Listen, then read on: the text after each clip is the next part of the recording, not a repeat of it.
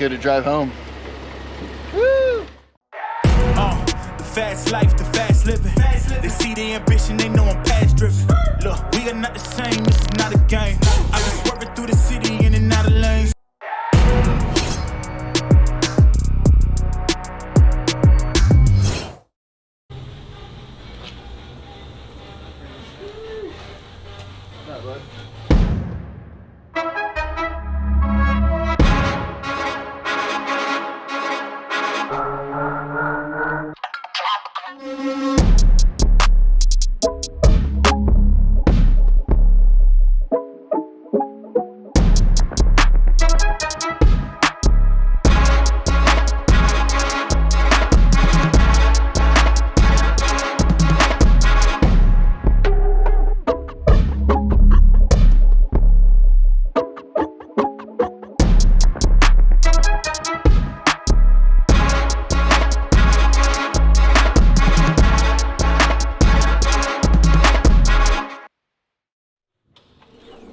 What's up, guys? Welcome back to another episode of Manji TV. Today, you're gonna get a little overview of us tearing this car apart, removing the engine, putting the new one in, and getting it ready for the racetrack.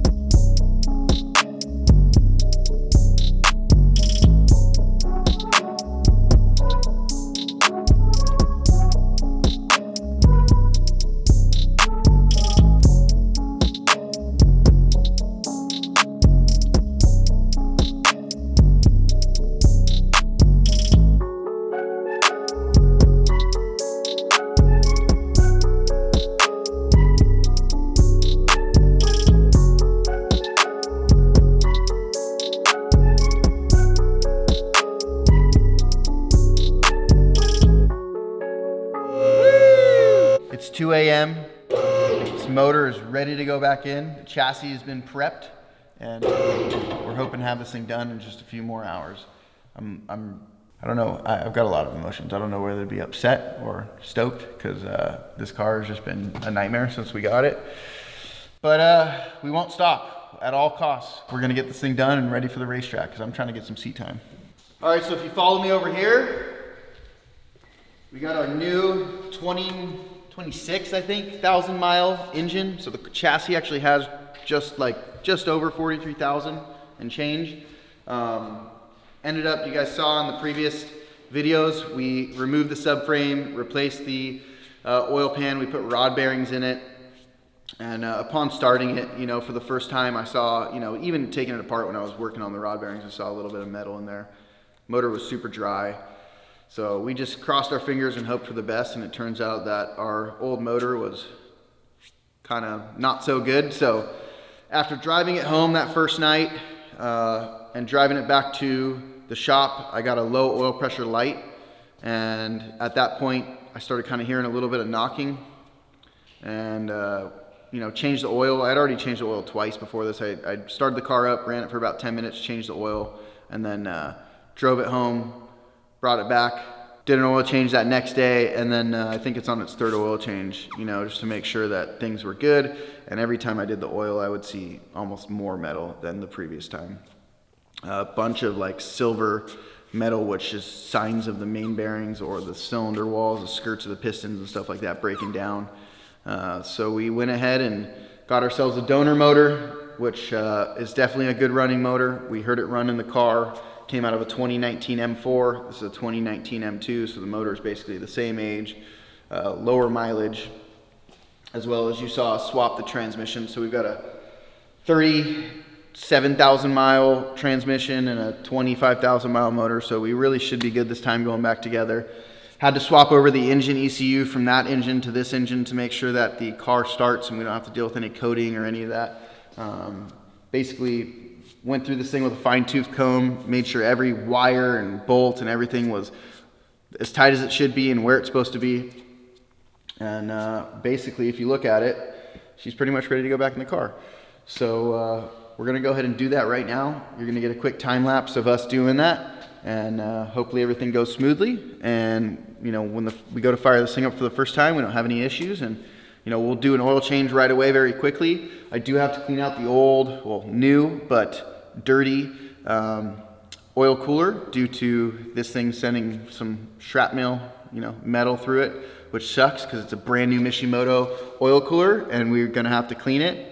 Potentially you almost just wanna buy a new one because I don't want any more problems with this car. I really just wanna get to driving it. So we're gonna go ahead and get it in, cross our fingers. We got no more issues with this power plant going forward, and we can just have some fun seat time in the car. You know, that's what we bought this car for. It's to be a shop car, be a seat time car. I have another M2 at home and an F80 and, you know, other cars. But this one, being that it has a tainted history and everything, we just really want to drive it. And it's kind of the perfect car, being DCT and already being salvaged due to undercarriage damage. And it's really not even the cleanest chassis. Like, there's a couple little rock chips on the bumper. It looks like the guy was even using it for track. As you can see, there's some like rubber all over the bumpers and stuff like that. So it's kind of the perfect car for us to just go and beat on and have fun with, and just build out as a race car. And you know, you'll continue to see videos of us progressing with this build, but for now, we just got to get a good running car to get a good baseline. So that's where we're at. We're gonna get this motor in, and put your comments down below. Is it gonna be a good motor? Are we gonna have any more issues? I know you guys probably said yes or no on the last one, and those of you that said no, you're right. So let's go ahead and let's get it done.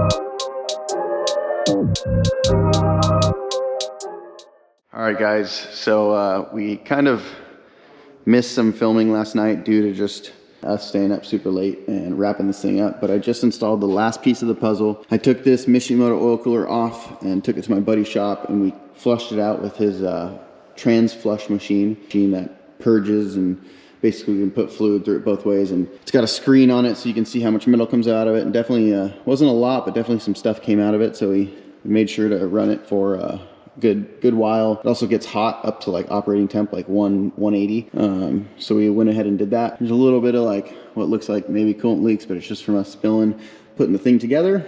Basically everything is in and ready to go. We're ready to start this thing. So we're gonna go ahead and do our first start on the replacement motor.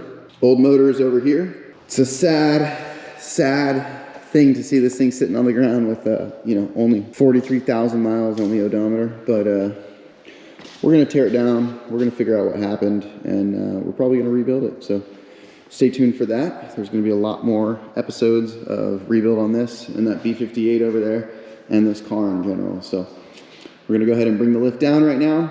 We're gonna jump in it, and we're gonna hit that start button. So put your comments down below. Tell me what you guys think. Is the car gonna start up just fine? Are we gonna have any check engine lights, or is the motor gonna, you know, we're gonna kill another motor? So let us know. I'm super excited to fire this thing up. All right, guys, here's a quick look at the engine bay before we start it up. So we went ahead and put everything in.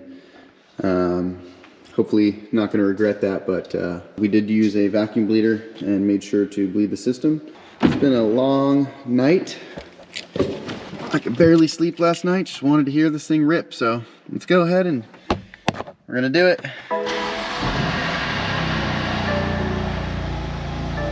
It runs. There's no check engine light, which is good. Idle's kind of all over the place. Probably tripping out on the fact that the motor's running differently than before.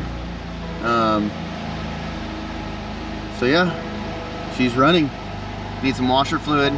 We need to code the steering as well, because we put a different steering rack in it due to that first one we threw in not working. But I'm just gonna let this thing idle gonna probably warm it up for like 20 or 30 minutes, bleed the cooling system, and then fully bleed it, and then we'll take it on its maiden voyage. I'm gonna do an oil change as well before I drive it, and yeah. So there it is. That's it. We got a running S55 again. And honestly, it feels smoother than the other engine. So got some good news, I guess, there. I'm gonna pop the garage and let these fumes get out of here, and we should be all good to go.